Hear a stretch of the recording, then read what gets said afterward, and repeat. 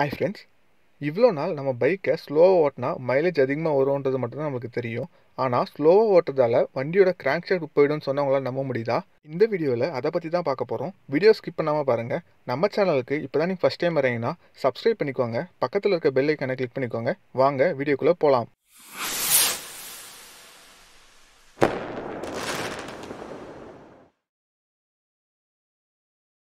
First crank ஷாஃப்ட்னா என்னன்னு பார்ப்போம். அப்புறம் அது எதுக்கு யூஸ் பண்ணுறோன்றதையும் பார்ப்போம். நம்ம உடம்புக்கு எப்படி எலும்பு முக்கியமோ அதே மாதிரி வண்டிக்கு கிராங்க் ஷாஃப்ட் ரொம்ப முக்கியம். கிராங்க் ஷாஃப்ட் எதுக்கு யூஸ் பண்ணுறோம்னா லீனியர் மோஷனை ரொட்டேஷனல் மோஷனாக மாற்றுறதுக்காக தான் யூஸ் பண்ணுறோம். இங்கே பார்த்தீங்கன்னா பிஸ்டன் மேலேருந்து கீழே போயிட்டே வரும். இதுதான் லீனியர் மோஷன் சொல்லுவோம். இந்த லீனியர் மோஷனை சர்க்குலர் மோஷனாக மாற்றுறதுக்காக தான் நம்ம கிராங்க் ஷாஃப்ட் யூஸ் பண்ணுறோம்.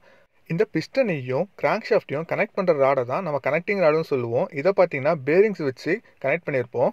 பைக்லேயே அதிகமாக செலவு வைக்கிற இன்ஜின் பார்ட் பார்த்தீங்கன்னா கிராங்க் ஷாஃப்ட் தான். கிராங்க் ஷாஃப்ட் ஏன் அதிகமாக செலவு வைக்கணும்னா கிராங்க் ஷாஃப்ட் மாற்றணும்னா இன்ஜினே கைடி தான் மாற்றணும். ஸோ அதனால் பார்த்தீங்கன்னா அதுக்கு செலவு ரொம்ப அதிகமாகும். அது ஏன் போகுதுன்றது இப்போ நம்ம பார்ப்போம். நாம் இவ்வளோ நாள் பைக்கை ஸ்லோவாக ஓட்டினா மைலேஜ் அதிகமாக வருன்றது மட்டும்தான் நம்மளுக்கு தெரியும்.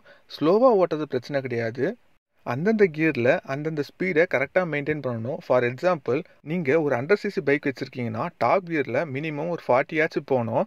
நீங்கள் 40ல் போகாமல் 30யோ 20யோ ஓட்டும் போது நீங்கள் மைலேஜ் இன்க்ரீஸ் ஆகும்னு நினைப்பீங்க.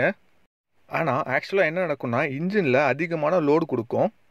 ரொம்ப சிம்பிளாக சொல்லணும்னா நீங்கள் இப்போ டாப் கியரில் 50ல் போயிட்டே இருக்கீங்க. ஏதோ ஒரு காரணத்துக்காக வண்டியை ஸ்லோ பண்ணுறீங்க. இப்போ வண்டி பார்த்தீங்கன்னா 30ல் போகுது. இப்போ நீங்கள் கியரை மாற்றாமலேயே திருப்பி ஸ்பீடை பிக்கப் பண்ணுறதுக்காக ஆக்சிலேட்டர் கொடுப்பீங்க. இப்போ என்ன நடக்கும்ன்றது தான் நம்ம பார்க்க போகிறோம். நீங்கள் ஆக்சிலேட்டர் கொடுக்கும்போது ஃபியூலும் ஏரும் இன்ஜினுக்குள்ளே வழக்கம் போல் உள்ளே போகும். அது பேர்ன் ஆகும்போது அது வந்து பிஸ்டனை கீழே அழுத்தும்.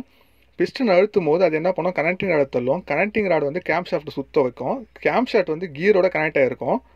இந்த இடத்துல இன்ஜின் ப்ரொடியூஸ் பண்ண பவரை கேம் ஷாஃப்ட் வந்துட்டு கியருக்கு கொடுக்கும். ஆனால் அந்த கியரோட கெப்பாசிட்டி பார்த்தீங்கன்னா ஒரு 35லேருந்து 100ஓ 110ஓ அந்த மாதிரி ரேஞ்சில் இருக்கும். ஒவ்வொரு கியருக்குமே ஒவ்வொரு கெப்பாசிட்டி இருக்கும். அதனால தான் பார்த்தீங்கன்னா ஃபஸ்ட் கியரில் பார்த்தீங்கன்னா 20க்கு மேலே போக முடியாது.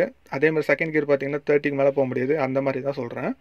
ஸோ நீங்கள் ஆக்சிலேட்டர் கொடுக்கும்போது அந்த ஸ்பீடை பிக்கப் பண்ணுற வரைக்கும் இன்ஜினில் பயங்கர வைப்ரேஷன் நடக்கும். இதை நீங்கள் எல்லாரும் நோட் பண்ணியிருப்பீங்க. நீங்கள் சடனாக ஆக்சிலேட்டர் கொடுக்கும்போது இன்ஜின்லேருந்து டக்குன்னு ஒரு சவுண்டு வரும். அதே மாதிரி வைப்ரேஷனும் வரும். அது பார்த்தீங்கன்னா இதனால தான். இது என்ன நடக்கும்னா அந்த கனெக்டிங் ராட் வந்து ஷேக் ஆக ஆரம்பிச்சிடும். இதனால் என்ன ஆகும்னா பேரிங் ஷேக் வந்துடும். பேரிங் ஷேக்னால தான் அந்த சவுண்டு வரும். கண்டினியூஸாக இதே மாதிரி ஓட்டிட்டு இருந்தீங்கன்னா பேரிங் ஷேக் வந்துட்டு கனெக்டிங் ராடுக்கும் ஷேக் வந்துடும். அதுக்கப்புறம் பார்த்தீங்கன்னா கேம் ஷாஃப்ட்டை கைட்டுக்கு ரெடி பண்ணுற மாதிரி தான் இருக்கும். அதே மாதிரி சடனாக ஆக்சிலேட் பண்ணும்போதும் இந்த பிரச்சனை வரும். நீங்கள் நல்லா நோட் பண்ணுங்கள். வண்டி சடனாக நீங்கள் ஆக்சிலேட் பண்ணுறீங்க, அந்த பிக்கப் எடுக்கும்போது பார்த்தீங்கன்னா இன்ஜினில் பயங்கர வைப்ரேஷன் வரும். அந்த வைப்ரேஷன் பார்த்தீங்கன்னா இந்த கனெக்டிங் ராடோட வைப்ரேஷன் தான். ஸோ இது நாளடைவில் பெரிய பிரச்சனை வச்சிரும். இது இல்லாமல் கிராங்க் ஷாஃப்ட் போகிறதுக்கு வேலை சில ரீசன்ஸும் இருக்குது. இப்போ ஸ்க்ரீனில் தெரியுது பார்த்தீங்கன்னா பின் பேரிங். இதை வச்சு தான் கனெக்டிங் ராடையும் கிராங்க் ஷாஃப்ட்டையும் கனெக்ட் பண்ணியிருப்பாங்க. இது ப்ராப்பராக லூப்ரிகேட் ஆகலைனாலும் ஷேக் வர ஆரம்பிச்சிடும். இன்ஜினில் ஆயில் லெவல் ரொம்ப கம்மியாக இருந்தாலும் அது கரெக்டாக லூப்ரிகேட் ஆகாது. அதே மாதிரி இன்ஜின் ஆயில் கரெக்டாக மாற்றலைனாலும் அது கரெக்டாக லூப்ரிகேட் ஆகாது. இதுக்கு ஆயில் சர்க்குலேஷன் பார்த்தீங்கன்னா சின்ன கேப் ஒரு ஹோல்ஸ் வழியாக தான் போகும். அந்த ஹோல்ஸ் பிளாக் ஆகிடுச்சுன்னா கூட கண்டிப்பாக ஆயில் சர்க்குலேஷன் ஆகாது. ஸோ நீங்கள் வந்து ஆயில் லெவலை கரெக்டாக செக் பண்ணிகிட்டே இருங்க. அதே மாதிரி ஆயிலை வந்து கரெக்டாக அந்த பீரியடில் கரெக்டாக மாற்றிட்டே இருங்க. உங்களுக்கு வேறு ஏதாச்சும் டவுட்ஸ் இருந்தால் கமெண்ட்ஸில் பிங் பண்ணுங்கள். வீடியோ பிடிச்சிருந்தா லைக் பண்ணுங்கள். இந்த மாதிரி வீடியோஸ் கண்டினியூஸாக பார்க்க நம்ம சேனலை சப்ஸ்கிரைப் பண்ணிக்கோங்க. Thanks friends.